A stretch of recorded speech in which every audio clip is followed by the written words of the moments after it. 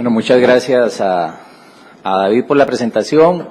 Muy buenos días a todos y a todas. Muy agradecido, muy honrado de esta invitación que me ha hecho la Asociación de Ciencias Penales. Nada más quería agregar un pequeño detalle, o sea, y se podría decir, qué fácil que ahora ese lo está diciendo porque ya no forma parte del gremio, pero no, David y otros que me conocen bien saben que cuando fui funcionario, ese famoso principio yo no lo tenía en el contrato laboral y nunca lo conocí. Y si nunca lo conocí, nunca pude entonces dar cumplimiento a eso, ¿verdad? Porque ciertamente como que es algo que ha surgido en los últimos tiempos dentro de la cultura o cierta subcultura judicial, ¿verdad? Porque sí, ciertamente creo que en esta materia hay distintas opiniones, es una ciencia social, nunca hay opiniones del todo exactas, se puede coincidir y se puede discrepar, y creo que precisamente en eso consiste la riqueza del derecho, y más la riqueza de una materia tan importante y tan interesante como lo es el derecho penal. Esto para los amantes del derecho penal. Ahora bien, me pidieron que expusiera, y en principio me la pusieron un poquito difícil, porque la realidad es que la culpabilidad es una especie de cenicienta en la teoría del delito. Y escúchenme bien, porque ¿quién era la cenicienta? Si recordamos el famoso cuento, la que estaba atrás, la que estaba al final, la que estaba en la cocina.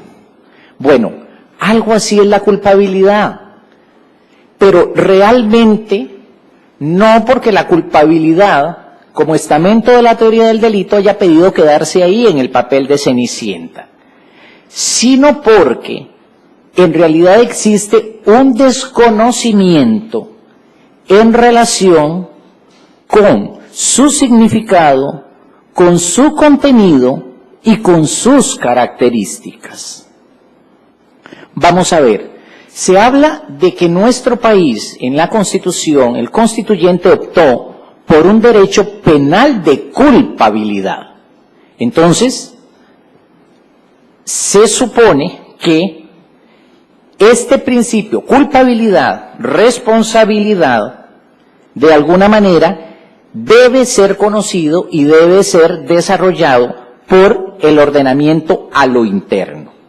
Sin embargo, puede apreciarse de lecturas que se hagan de fallos, de sentencias, que este elemento, culpabilidad, lo que existe son nociones muy lacónicas, muy vagas, referencias pues muy sutiles, y de verdad que aun y cuando, pues, en una sentencia condenatoria, si la leemos, pues vemos que sí hay una motivación, digamos, de la sanción, pero la referencia o el enlace, el engarce de la sanción en relación con el elemento culpabilidad de la teoría del delito, pues a veces no se aprecia o por lo menos no se vislumbra claramente. Hay que recordar, y es que también sucede algo, muchas veces no hay mayor referencia a la culpabilidad en una sentencia porque tampoco las partes realizan alegatos en relación con este aspecto. Las partes, y esto lo sabemos, quienes hemos ocupado en algún momento un puesto que hemos conservado por méritos propios, las argumentaciones de las partes en un proceso penal, en un juicio, van tendientes a aspectos de prueba y generalmente aspectos de tipicidad. Solo por excepción se puede encontrar alguna referencia a un precepto permisivo o causa de justificación, generalmente legítima defensa en hechos contra la vida o contra la integridad. Esos son básicamente los argumentos de las partes y alrededor de lo que gira la controversia o el aspecto adversarial del proceso penal. Pero difícilmente existe alguna referencia a la culpabilidad. A lo sumo, a alguna situación ahí relativa a la inimputabilidad, de lo que después voy a hacer alguna referencia, pero nada más. Y esto porque se sabe que por una expresa disposición legal, si hay una situación de inimputabilidad, la consecuencia del ordenamiento, la respuesta del ordenamiento es distinta. pero nada más por eso. E incluso muchas veces con desconocimiento de realmente cuáles son los alcances reales o cuál es el sentido real, digamos, de tanto de la culpabilidad como de la inimputabilidad. Recordemos que para la imposición de una pena, para realmente la aplicación de el ius puniendi estatal en una persona, hay que seguir, como les digo a mis alumnos a veces, es como una suma, una acción típica, antijurídica y culpable. Con toda esa sumatoria ya tenemos el resultado, que es el cierre del concepto de delito. Ahora bien, no es suficiente la afirmación del injusto, la acción típica y antijurídica para imponer la pena. ¿Cómo lo define la dogmática? ¿Cómo se define la dogmática o por dónde se decanta la dogmática modernamente en relación con la culpabilidad? Anteriormente, pero no voy a hacer referencia a esto, había lo que se denominaba la concepción psicológica de la culpabilidad, que se miraba como un nexo psicológico entre el sujeto y el evento. Hoy se le reconoce como, porque creo que eso es lo que casi todo el mundo diría, bueno, la culpabilidad es un juicio de reproche. Se entra a cuestionar qué es el reproche y muchas personas no saben dar una respuesta ni saben señalar en qué consiste ese reproche. Sí, es un juicio de reproche, pero por no haber actuado en la forma que el ordenamiento exigía que se actuase. Eso es básicamente un concepto sencillo, básico, con el que se puede definir lo que es esta cenicienta que les digo, que es la culpabilidad. Como les decía, primeramente se miraba como un nexo entre autor y hecho, un nexo a nivel psicológico. ¿Sobre la base de qué es que podemos sustentar que se puede hacer un reproche por no haber actuado de la manera que el ordenamiento requería que se actuase?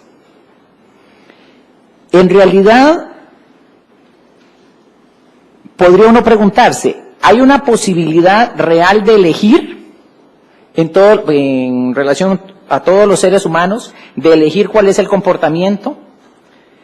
Debemos recordar aquí que la culpabilidad viene a ser sí un vínculo, pero un vínculo de un injusto penal, un injusto que ya tenemos determinado en relación con su autor, que podrá serle reprochable o no, manteniéndose siempre subsistente ese injusto penal. Esta vinculación del injusto penal al sujeto se hace de modo personalizado e individual, precisamente porque el injusto se va a vincular a las personas, pero separadamente. De ahí que, precisamente, es factible en un mismo evento, y esto lo permite el ordenamiento jurídico, la imposición de distintos grados de reproche a distintos intervinientes en una misma situación. Porque resulta que todos tenemos distintas posibilidades de elección y porque el ordenamiento reconoce que todos somos diferentes. Todas las personas, todos los seres humanos somos diferentes, todas las personas tenemos situaciones de vida diferentes, y esto, al hablar de diferencias, se señala que incluso hasta los gemelos idénticos tienen sus diferencias. Solo se puede reprochar la comisión de un hecho en donde ha existido una libre determinación del sujeto. Y esto es precisamente un aspecto fundamental en relación con el elemento culpabilidad. Que el sujeto haya sido libre para determinarse en relación con ese evento. Debemos recordar que la norma penal y al hablar de norma penal no estoy hablando del tipo penal, sino de la norma penal, tiene una función motivadora. La norma que señala, por ejemplo, no matarás. La función motivadora implica que todos y cada uno de los seres humanos en principio debemos internalizar ese comportamiento que manda un respeto a la vida de todos los seres humanos. Hoy parece que incluso la de los animales, pero bueno, dejémoslo todavía en los seres humanos mientras esto no sea ley de la República aún. ¿Ok? ¿Quiénes son los destinatarios de esa norma? Pues individuos capaces de motivarse en cuanto a las exigencias normativas del ordenamiento. ¿Y cómo es entonces que podemos ser destinatarios precisamente de esta norma? Bueno, a partir de un determinado desarrollo mental, biológico y cultural de cada persona, es que se espera que pueda conducirse a partir del mandato del ordenamiento. Nuevamente surge entonces el interrogante: ¿somos realmente tan libres? Lo cierto es que no somos iguales. A pesar de que puedan tratarse de dos personas de la misma edad, nacidos el mismo día, nacidos a la misma hora, que hayan vivido en condiciones semejantes, definitivamente no se trata de situaciones idénticas. De ahí que la medida de la culpabilidad, entendida precisamente como ese reproche por no haber actuado conforme el ordenamiento lo requería, o lo pedía o lo exigía, es diferente para cada persona. Y es válido que así lo sea, precisamente por las distintas situaciones que llevan consigo los seres humanos en cuanto a esta situación de motivación o la posibilidad de motivarse en relación con la norma penal. Hay tres aspectos que son fundamentales en relación con la culpabilidad, con este último elemento. Este último elemento que, como les digo, es la cenicienta, que a veces se deja de lado, que a veces se le tiene casi que por añadidura, se dice injusto penal, bueno, es culpable, es reprochable, hay que imponerle tal pena. Pero donde muchas veces no se entra realmente a cuestionar aspectos pues que podría ser interesante discutir a nivel de un proceso penal. Primeramente hay que recordar que existe lo que se denomina la capacidad de culpabilidad. Eso es el primer aspecto. Más conocida en la dogmática como la imputabilidad. Eso es lo primero. Aquí no la tenemos expresamente definida como tal, la tenemos definida a contrario sensu. Tenemos definido por parte del ordenamiento lo que es precisamente la inimputabilidad o la imputabilidad disminuida. Pero el legislador del año 70 en el Código Penal no dio una definición sobre lo que es esa capacidad de culpabilidad. Entonces, bueno, hay que acudir aquí a la dogmática penal que nos señala precisamente que la imputabilidad tiene que ver con aspectos de madurez psíquica y con la capacidad del sujeto para motivar sus acciones, para motivarse en la norma en relación con las acciones y con su comportamiento. Si no se cuenta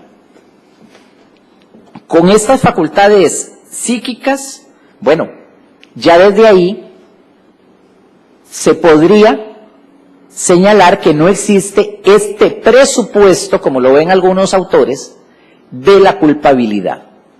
Y entonces, ahí detenemos ya el análisis en relación con los restantes. Tenemos, aparte de esta capacidad de culpabilidad, algunos le llaman presupuesto, imputabilidad, el conocimiento de la antijuridicidad o el conocimiento de la prohibición. Y finalmente, y este es el aspecto más desconocido de la culpabilidad, la exigibilidad de otra conducta. Es precisamente un último aspecto que mucha gente incluso desconoce o no puede llegar a definir, pero que es fundamental precisamente en la determinación del juicio de reproche. Vamos a tratar de centrarnos en el análisis de estos tres aspectos. Como les dije, en relación con la imputabilidad no se define expresamente. Tenemos la definición de quién es inimputable en relación con el artículo, que lo define el artículo 42. Dice, es inimputable quien en el momento de la acción u omisión no posea la capacidad de comprender el carácter ilícito del hecho o de determinarse de acuerdo con esa comprensión. Hay dos niveles, entonces, dos aspectos, dos vertientes. No se posee la capacidad de comprender el hecho, o bien, no, a pesar de poseer esa capacidad, no puede determinarse de conformidad con esa comprensión. Y señala el legislador, a causa de enfermedad mental o de grave perturbación de la conciencia, sea esta o no ocasionada por empleo accidental o involuntario de bebidas alcohólicas o de sustancias enervantes. Entonces, tenemos que, dejando de lado ya la situación, por ejemplo, de carácter físico, ¿verdad?, de edad, que los menores de edad, a quienes no se aplica, en principio, la ley penal ordinaria, sino lo que es la ley penal juvenil, para que una persona sea imputable tiene que estar en plena capacidad, en pleno uso de sus facultades.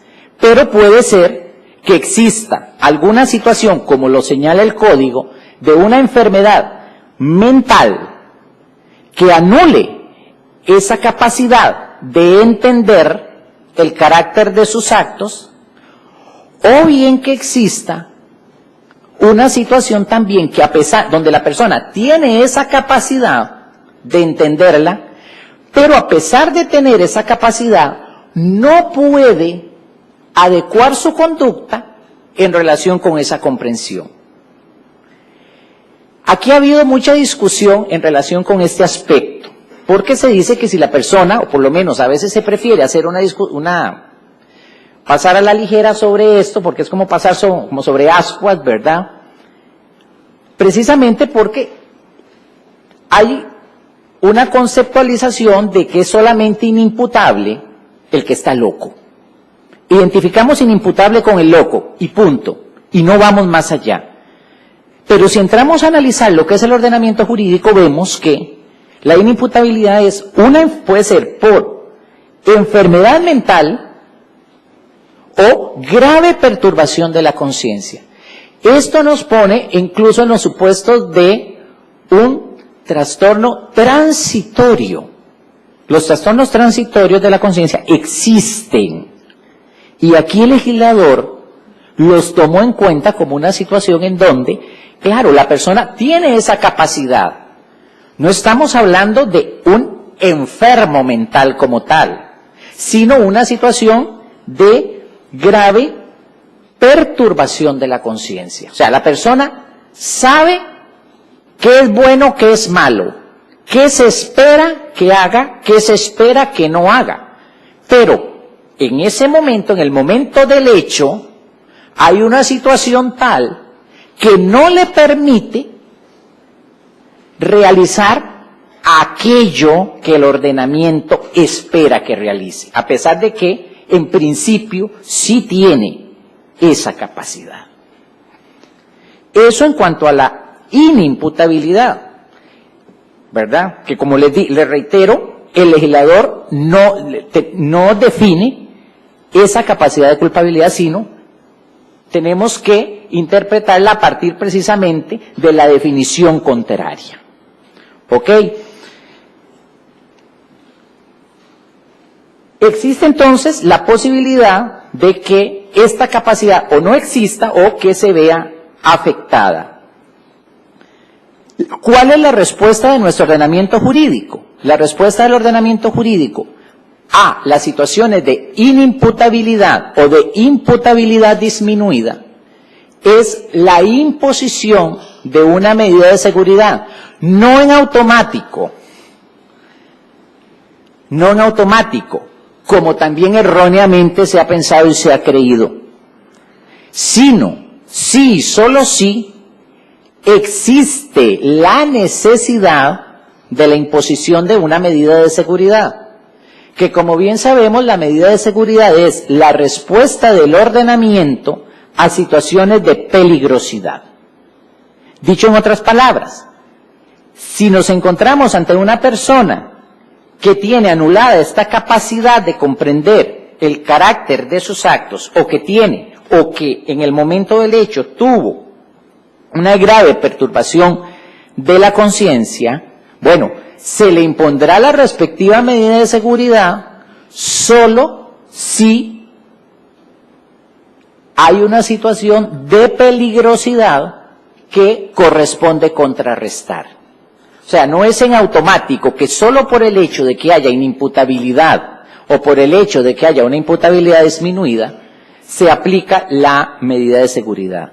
Tiene que existir la verificación de la situación de peligrosidad y todo un pronóstico que tiene que brindarlo en este caso el Instituto Nacional de Criminología por una expresa disposición legal en el artículo 97, norma que había estado durante mucho tiempo en el olvido y que simplemente era una norma más de todas, ¿verdad?, hasta que algunos tribunales de apelación de sentencia empezaron a destacar la obligatoriedad de este informe cuando era factible, en razón de las circunstancias del caso, que por estarse discutiendo una posible inimputabilidad o una imputabilidad disminuida, se hace la imposición de una medida de seguridad. Se ha dicho o se ha criticado, y ha habido alguna discusión en cuanto a si la imputabilidad disminuida, que no es la exclusión de esta capacidad de entender el carácter de los actos, la persona la tiene, pero no la tiene completa.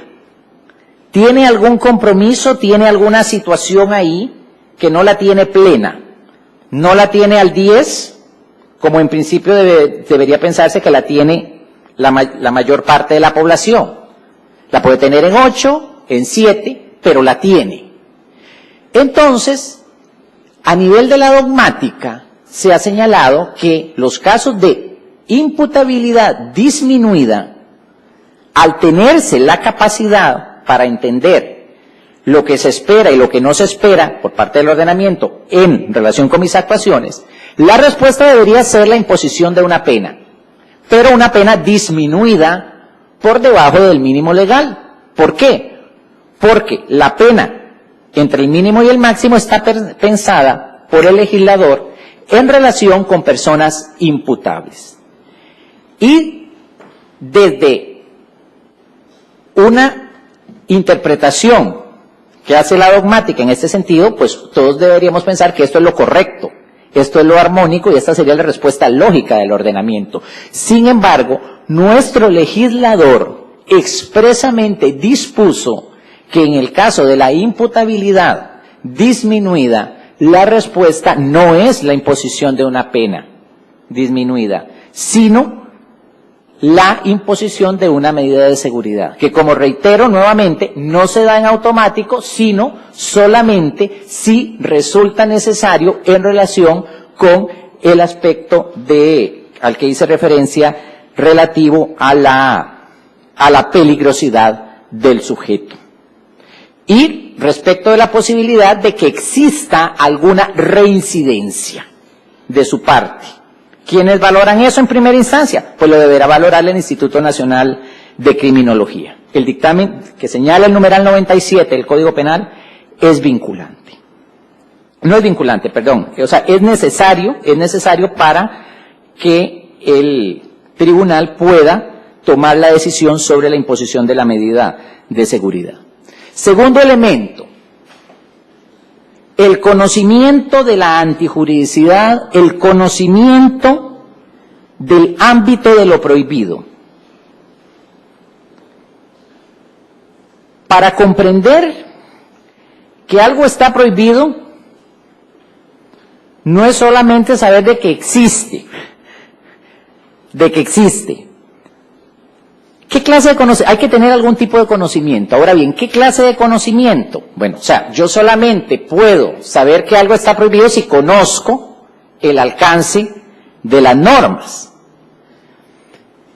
Aquí hay quienes dicen, bueno, pero no es cierto que la teoría del delito exige un elemento cognitivo en el dolo y que el dolo es la parte subjetiva del tipo penal. Bueno, sí. Sí hay un conocimiento en el dolo. Por supuesto que sí, el dolo requiere que se conozca. El dolo tiene dos elementos, el cognitivo y el volitivo. Tiene que haber conocimiento y tiene que haber voluntad. Pero este conocimiento que requiere la culpabilidad es un conocimiento más específico. El conocimiento que requiere el dolo se dice que es suficiente el conocimiento del profano o el conocimiento paralelo en la esfera del lego. Ahora bien, no es que se trata de conocer exactamente el contenido de la norma, tampoco, que la persona sepa que el artículo 111 señala que quien haya dado muerte a alguien será sancionado con prisión de 12 a 18 años. No tiene que ver tampoco con la existencia de la pena o con el quantum de la pena, como una vez argumentó una persona en una vista, de que si hubiera sabido que tal comportamiento era un delito, pues no lo hubiera hecho, ¿verdad? Que lo realizó en el entendido que era una conducta que era sancionada desde el punto de vista tributario, pero no desde el punto de vista penal. Esa fue la argumentación en ese sentido. Vamos a ver, entonces, ¿cuál es este conocimiento que se exige? Bueno, recordemos que aun y cuando hay un principio de que nadie puede alegar ignorancia o desconocimiento de la ley, esto no es absoluto en materia penal. Y no es absoluto en materia penal porque ciertamente ni siquiera el abogado más sabio tiene un conocimiento de todo el derecho. O sea, el principio está ahí por una razón de seguridad jurídica, indudablemente. Pero ya en concreto, en tratándose precisamente de esta materia, no se puede tener un concepto tan absoluto, sino simplemente a dónde va encaminado el conocimiento del ámbito de la prohibición.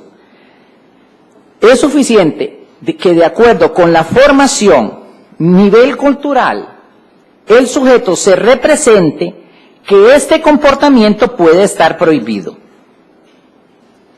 Entonces es necesario valorar los diversos componentes psicológicos, sociales y emotivos que inciden en el comportamiento del individuo. Y es que de verdad que, y creo que a todos nos puede pasar, si vamos incluso a otro país, donde a veces se habla otro idioma, cuidado, y muchas veces, por estar los letreros en otro idioma, podemos incurrir en alguna falta leve, quizá de tránsito, quizá por cruzar una calle donde no debemos, quizá por caminar por donde no se debe, ahora que hay tantas vías para la circulación, por ejemplo, de bicicletas en otros países, etcétera. Incluso recuerdo aquí un caso de un ex compañero que hizo un viaje a un país árabe hace bastante tiempo y pues ya se pueden imaginar en lo que estaban escritos los rótulos. En la estación del metro sacó un cigarrillo y lo encendió.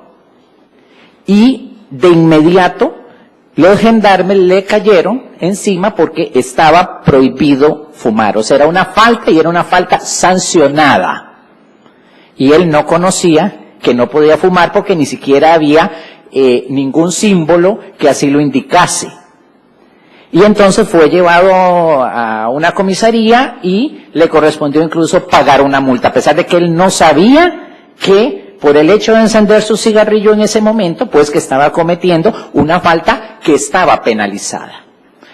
Igualmente podemos pensar en situaciones como la que a mí en algún momento se me ha ocurrido, que les pongo a mis estudiantes en la clase. Pensemos en un caballero igualmente de una sociedad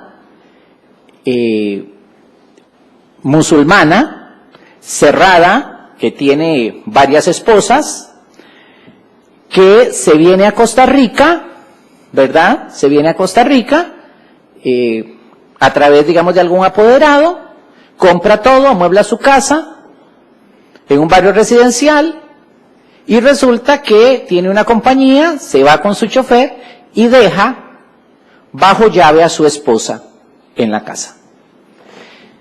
Y hay alguna vecina que llega a darle la bienvenida a la nueva vecina y se comunica en inglés con la nueva vecina y le dice que le trae un presente de bienvenida y la esposa le dice pues que no puede abrir la puerta. Y entonces la vecina pregunta, ¿y por qué no puede abrir la puerta? Entonces la esposa dice, porque mi esposo se llevó la llave y yo no tengo llave. Por supuesto, esto hace que la vecina llame al 911 y llegue la policía y obviamente traen al señor, lo obligan a que abra la puerta y que saque a la esposa de ahí, que la esposa salga, porque obviamente es una restricción a la libertad de tránsito contemplada en la ley de penalización de la violencia contra las mujeres. Pero ahora bien, si este señor llega y dice, perdón, es que en mi país yo lo acostumbro. En mi país, mi esposa se queda en la casa, ella tiene todo en la casa. Y yo me llevo la llave porque yo soy el dueño de la casa. Y mi esposa nunca ha dicho absolutamente nada y ella siempre está en la casa, tiene todo en la casa, me llama, yo traigo todo, es un asunto, así hemos vivido, así hemos convivido. Y en mi país eso se permite. Y en mi país no hay ningún problema en relación con eso. Tan es así que tenemos tantos años de casados. Bueno, ciertamente es un asunto que el derecho penal no puede pasar alegremente por alto en relación con un tema como este. En relación con lo que es el conocimiento de la prohibición, el conocimiento del ámbito de lo prohibido. Porque este conocimiento, que es un conocimiento más específico, más en concreto que el conocimiento del dolo, tiene una contrapartida, que es el denominado error de prohibición. El error de prohibición que afecta precisamente esa capacidad de el conocimiento de la antijuridicidad o el conocimiento del ámbito de lo prohibido. ¿Qué es el error de prohibición? Aquella situación en donde el sujeto realiza un comportamiento en donde no sabe que esa conducta está prohibida, primeramente, y otro supuesto en donde realiza la conducta pero creyendo que está permitida. Un primer caso en donde no conoce la prohibición y en otro caso donde, a pesar de conocer la prohibición, se considera a sí mismo legitimado por el ordenamiento para actuar de esa manera. El primero es el denominado error de prohibición directo y el segundo, el error de prohibición indirecto. ¿Qué es esto? ¿Qué es el error de prohibición? Bueno, una falsa representación de la realidad. El error es eso, una falsa representación de la realidad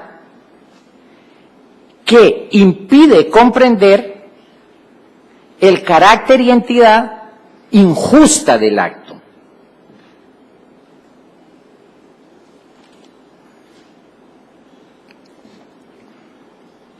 Por ejemplo, como les digo, alguien no sabe que existe una determinada norma que sanciona X conducta y no tiene por qué saberla, como les digo, porque aun y cuando existe ese principio de que no se puede alegar ignorancia de la ley, el asunto no es tampoco tan pacífico. Y a veces es curioso porque se trata de un argumento que es minimizado. Pero creo yo que es un argumento que es importante discutirlo y que sería importante que fuese tomado más seriamente en relación con los debates. Porque, como les digo, hay casos que se presentan. El error de prohibición tiene como consecuencia, si es un error invencible, pues se excluye la penalidad. Si es un error vencible, se disminuye lo que es el juicio de reproche. El primero de los casos en donde a nivel de jurisprudencia se trató el tema del error de prohibición fue el caso de los hijos de Dios. La sentencia es de la Sala Tercera, la 561 del año 1992. Es un caso de una congregación, de un grupo de personas en la zona sur del país, por la zona más adentro de San Isidro del General, hacia Buenos Aires, en donde eran unas personas que tenían una comunidad de tipo religioso, en los que la fe era lo más importante. Uno de los niños se les enferma, creo que de un problema respiratorio, y a pesar de que se les indica y se les advierte que hay que llevar al niño, por alguna visita creo que se hizo una situación de estas, ellos confiaban en la fe, en su fe, de que Dios les iba a curar a su hijo, un niño de unos pequeñito, unos 4 o 6 años. Porque precisamente las reglas de la congregación, de esa comuna en la que vivían, indicaban que solo Dios era quien curaba, al punto que la denominación del grupo era los hijos de Dios. Era un grupo pues que se había apartado de muchas cosas alrededor y que tenían sus propias normas. Al final de cuentas, el estado del niño se agravó y el niño falleció. El tribunal, en primera instancia, cuando juzgó a los padres, lo juzga por un abandono de incapaz agravado. Aquí correspondería pensar si no sería más bien un homicidio en comisión por omisión, pero bueno, eso fue lo que acusó la fiscalía y eso fue lo que tuvo por constatado el tribunal. Cuando se conoce del recurso de casación, la Sala Tercera entra a analizar la situación particular en que se encontraban los padres, ambos, a pesar incluso de que la madre había pertenecido a la fe católica, pero luego pues había ingresado a esta comuna religiosa en donde existían estas reglas que rechazaban la ayuda médica, ¿verdad? Porque era una regla que existía ahí en cuanto al rechazo de toda ayuda médica en relación con una situación de enfermedad o de indisposición. O sea, desde la perspectiva de ellos, había que esperar la ayuda de Dios para que Dios hiciese la acción sanadora sobre el niño. Se consideró por Sala Tercera que era un error de prohibición, pero que era un error de prohibición vencible. ¿Por qué? Porque a partir de las propias condiciones que tenían los padres, estaban en la posibilidad de salir de la situación de falsa representación de la realidad. Tenían esa posibilidad. Y solo la existencia de que tuvieran esa posibilidad, pues, hacía que el comportamiento, pues, fuera reprochable.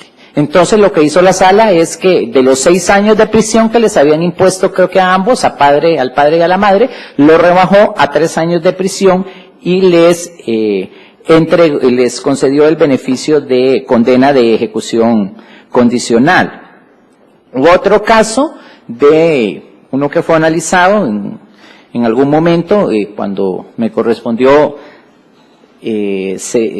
realizar una suplencia en el Tribunal de Casación Penal en el año 2010, un caballero que él tiene la guarda y custodia de sus hijas a partir de una situación pues conflictiva muy fuerte con la madre, pero la madre, a partir de toda una problemática de males psíquicos y de una situación incluso de dependencia, logra superar esa situación y la madre gestiona judicialmente el derecho de ver a sus hijas. Y este derecho le es concedido a 1 hora semanal, incluso bajo supervisión en las cámaras de GESEL, ahí en el primer circuito judicial, con una serie de indicaciones como de que la madre no puede, lo que tiene que hacer es tratar de reconstruir la relación con sus hijas, pero había ciertos temas incluso que estaban prohibidos, como lo era la referencia al padre, al trato con el padre, sino que ella tenía que tratar de reconstruir esa relación materno-filial con sus 2 hijas. Al padre se le previene que tiene que presentar a sus hijas precisamente para que se vean con su madre en la cámara de GESEL durante 1 hora semanal. Se le previene y se le apercibe de que debe hacerlo. El padre no lo hace, pero el padre lo que dice es, mis hijas no quieren verla, y cada vez que la ven, y de eso hay todo un historial y de antecedentes, mis hijas se afectan muchísimo. Mis hijas quedan totalmente devastadas cada vez que ven a su madre porque recuerdan todas las situaciones de maltrato, etcétera, que vivieron a manos de ella cuando estuvieron con ella, y la afectación es muy fuerte. Y yo tengo el deber de proteger a mis hijas. Esa es la argumentación del padre. En ese caso se consideró que se trataba de un error de prohibición en donde él se consideraba legitimado de alguna manera a desobedecer la orden judicial que le imponía el mandato de llevar a sus hijas para que la madre tuviese este contacto con ellas. Sin embargo, se consideró que era un error de prohibición vencible. Ahora sí, en atención a las circunstancias particulares de la persona, que se trataba de un profesional, una persona con estudios superiores, tanto en el país como en el extranjero, una persona además que había tenido acceso al asesoramiento jurídico con distintos profesionales en derecho, a los que perfectamente pues pudo haber consultado y haber salido de esa situación donde él se posicionaba y donde él se situaba en relación con el no acatamiento de la orden judicial de llevar a sus hijas a que se vieran con la progenitora. Esta sentencia que les digo es la 2010-1277 del Tribunal de Casación Penal. Hay alguna otra que se ha visto, que es, por ejemplo, hay una reciente que trata el tema del error de prohibición en medidas de protección dispuestas en contra de un varón, en donde la víctima le pide que venga a la casa cuando hay una prohibición de acercarse y de ingresar a la casa. El tema se trató y la resolución de la sala es la 2015-1189, en donde se había dispuesto por parte del Tribunal de Apelación de sentencia una absolutoria que luego fue revertida por la Sala Tercera, que mantuvo la decisión del Tribunal de Juicio en relación con el incumplimiento de la medida de protección. Ha habido alguna discusión sobre si realmente los efectos del error sobre los presupuestos de una causa de justificación, que es el error indirecto, una forma de error indirecto, o sea, cuando yo me creo que estoy realizando algo que el ordenamiento me permite, lo considero así, y desde esa perspectiva lo estoy realizando. O sea, tal vez en otras circunstancias el comportamiento yo sé que está prohibido, pero en estas considero que estoy legitimado para eso. Porque, en realidad, por un problema de la técnica del legislador, se ha señalado que el artículo 34 señala un efecto o una consecuencia diferente. El artículo 34 dice, no es culpable quien al realizar el hecho incurre en error sobre alguna de las exigencias necesarias para que el delito exista según su descripción. No obstante, si el error proviene de culpa, el hecho se sancionará solo cuando la ley señale pena para su realización a tal título. Está claro que se está definiendo, pese a la denominación del artículo, lo que es el error de tipo. El problema viene en el párrafo segundo, donde se dice, las mismas reglas se aplicarán respecto de quien supone erróneamente la concurrencia de circunstancias que justificarían el hecho realizado. Dicho en otras palabras, hay un sector importante de estudiosos, aquí a nivel nacional, que señalan que en el caso de un error sobre la concurrencia de elementos de una causa de justificación, la consecuencia va en relación con el dolo. O sea, la exclusión del dolo y dejando subsistente únicamente el comportamiento culposo si es que existe y está previsto expresamente en el ordenamiento. Esto en aplicación de la llamada teoría limitada de la culpabilidad. La teoría estricta de la culpabilidad es la que yo más bien les acabo de exponer, la que señala, y que es la que ha seguido nuestra jurisprudencia, la que ha seguido la Sala Tercera, por lo menos en la mayor parte de los votos que tuve oportunidad de consultar, que señala que cuando el error de prohibición es vencible, lo que se hace es una atenuación de la pena, porque precisamente estamos hablando de un elemento que está referido en relación con la culpabilidad. Y si es un error invencible, pues se elimina la culpabilidad, quedando subsistente, eso sí, señoras y señores, el injusto penal. Y evidentemente cualquier responsabilidad de tipo civil que se haya derivado de la comisión de ese injusto penal. Ahora bien, eso en cuanto a lo que es el famoso error de prohibición. Y la capacidad, como les dije, el conocimiento, del carácter ilícito del acto, o el conocimiento de la antijuridicidad o el conocimiento de lo prohibido, tal y conforme se lo van a encontrar en la dogmática. Ahora bien, la parte final de la culpabilidad es la inexigibilidad de otra conducta. Este es el último de los puntos que se tiene obligatoriamente que analizar si queremos llegar a hacer ese cierre, si queremos llegar al final de esa sumatoria, pero que no podemos obviar y que muchas veces, como les digo, a veces se pasa como muy a la ligera.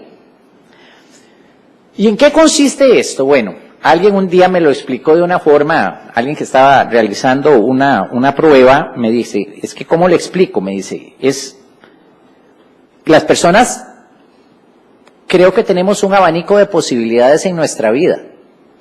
A veces ese abanico está más cerrado y a veces está más abierto. Y me encantó la forma en que lo explicó, porque creo que nos viene a ilustrar y nos viene a dar una fácil comprensión de lo que es este aspecto. Y es que el cumplimiento de los mandatos normativos son genéricos, o sea, están hechos para todas y para todos. O sea, nadie puede en principio decir que está excluido de cumplir una norma penal, un mandato, no.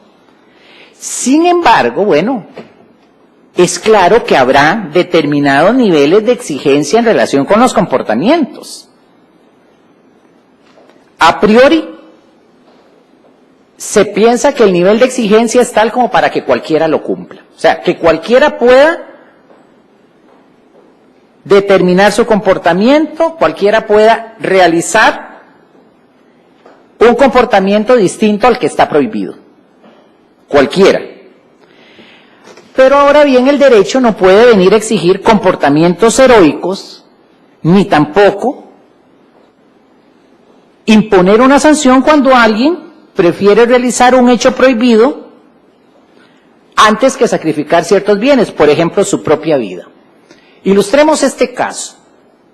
El caso del maquinista, el guardaagujas, que tiene que hacer el cambio de agujas cuando viene el tren cargado de pasajeros y descubre que su niño de 3 años, su bebé, está jugando en ese momento en la vía por donde tiene que pasar el tren y él está en una posición de donde no puede alertarlo ni puede decirle para que se quite de ahí. Si realiza el cambio de agujas, el tren va a arrollar a su hijo. Si no realiza el cambio de agujas, el tren se va a despeñar al precipicio. O sea, en un caso como ese, ¿qué le es exigible al guardaagujas? ¿Puede el ordenamiento decirle a este guardaagujas, padre del niño, su deber era ante todo hacer el cambio de agujas y era problema suyo lo que le pasara al niño? No, definitivamente no. O sea, está claro que el nivel de exigencia en este caso no era el mismo al que quizá podría tener otra persona diferente en esa situación. ¿Por qué? Porque había aquí un aspecto de tipo emotivo, emocional, que claramente pues está privando precisamente en el momento en que él va a ejecutar el acto. O sea, si el tren pasa, arrolla al niño y se lo lleva. Y si el tren no pasa, se despeña con toda la gente. Y cualquiera diría, bueno, es una vida respecto de un montón. Bueno, pero precisamente por eso es lo que acabo de decir. O sea, ¿cómo se va a imponer una sanción a alguien que ha preferido realizar un hecho prohibido antes de sacrificar estos bienes? O sea, había que exigirle a este caballero que simple y sencillamente hiciera el cambio de agujas que iba a conllevar la muerte de su hijo para que se salvaran el montón de desconocidos. Bueno, el derecho penal no puede dejar de lado estas circunstancias. Por eso es que yo digo que la culpabilidad y la inexigibilidad de otra conducta son los aspectos más humanos del derecho penal. Aquellos aspectos en donde definitivamente, de alguna manera, aunque no me gusta hacerme eco de las políticas o de las campañas del Poder Judicial, donde de alguna manera el operador tiene que situarse en los zapatos de la persona que estaba ejecutando el acto en el momento en que lo ejecutó. Donde definitivamente hay que ponerse ahí, en esa posición, en ese momento para decir, bueno, no es que el comportamiento esté permitido, porque está claro que no está permitido. Está claro que es un comportamiento prohibido. Pero, ¿y qué? El maquinista sabe que el comportamiento está prohibido, pero ahora bien, y no tiene tampoco ningún trastorno de conciencia, ningún trastorno transitorio, está claro en lo que está haciendo, pero ¿qué pasa si él decide por la vida de su hijo? Y se fue el tren al precipicio con la muerte de todos los pasajeros del tren.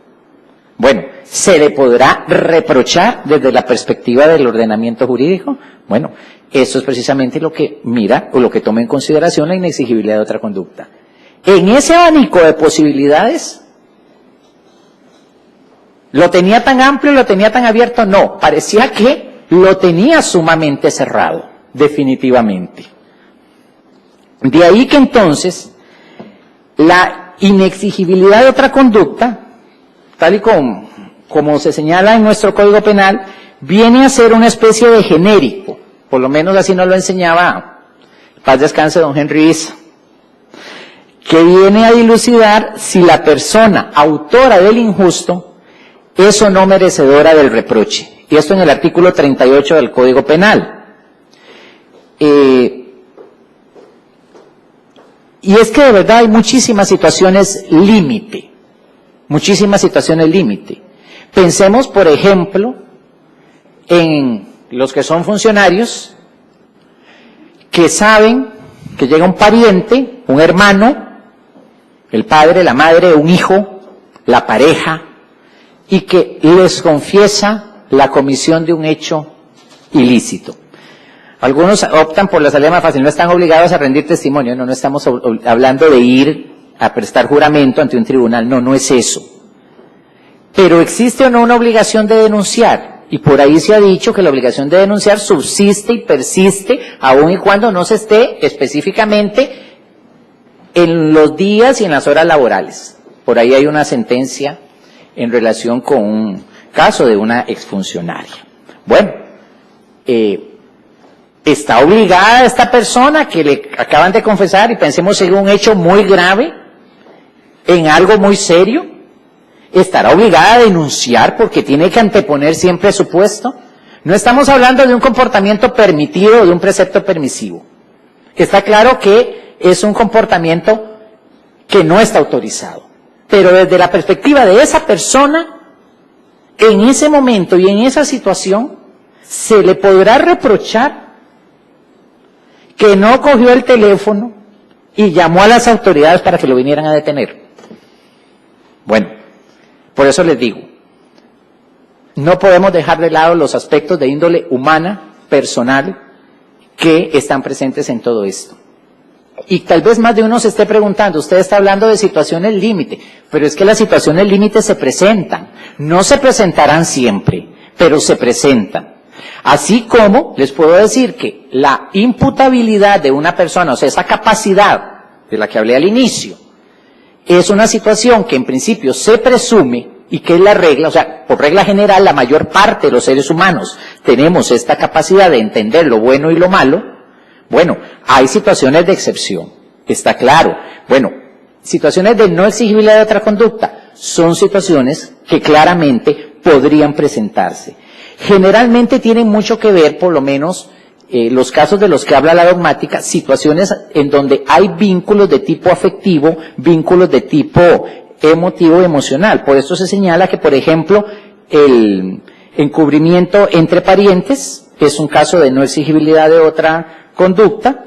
Se dice que incluso el caso del estado de necesidad exculpante o disculpante, el caso que se tan trillado que de los dos náufragos y que uno se sube a la balsa y entonces eso conlleva la muerte del otro, prefiero mi vida a la del otro, no es un hecho permitido, es un hecho prohibido, pero es una situación en donde en el momento y en la situación en que se encontraba está claro que las posibilidades de elección estaban sumamente reducidas para la persona que estaba actuando.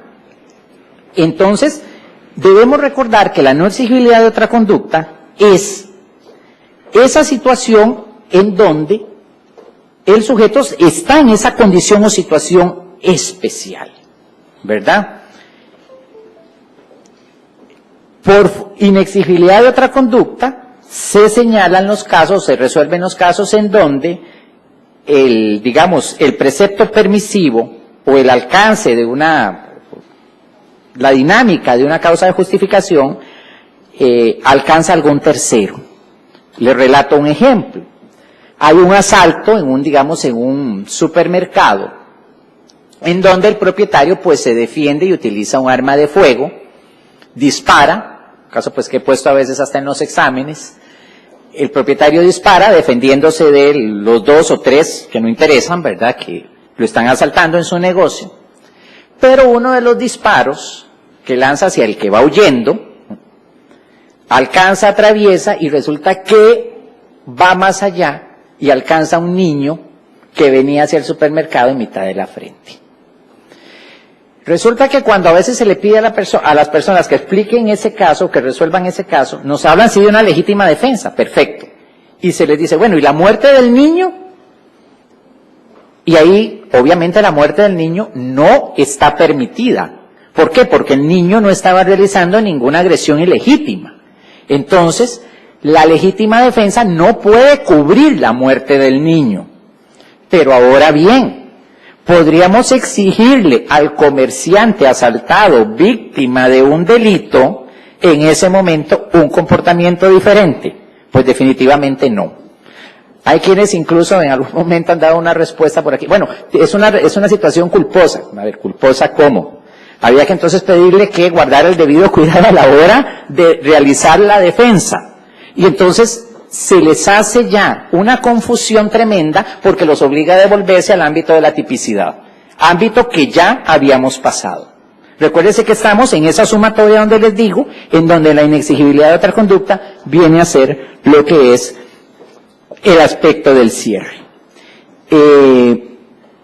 Recuerden eso, cuando hay una causa de justificación que va un poco más allá, eso se resuelve desde el ámbito de la culpabilidad y muchas veces, en una situación así, desde la perspectiva de la no exigibilidad de otra conducta. ¿Por qué? Porque bueno, ciertamente, como les digo, es la última parte, la última pincelada para lograr cerrar el círculo en relación con eso que llamamos delito. Bueno, espero no haberlos aburrido tanto, ¿verdad? Espero que de alguna manera esta pequeña disertación les haya ayudado en relación, como les digo, con este elemento, con esta cenicienta, ¿verdad? Que la tenemos presente, pero al mismo tiempo la tenemos como tan escondida y que muy pocas veces, pues, se nos revela en relación, pues, con las discusiones y con los procesos a los que, pues, nos vemos inmersos de una u otra manera.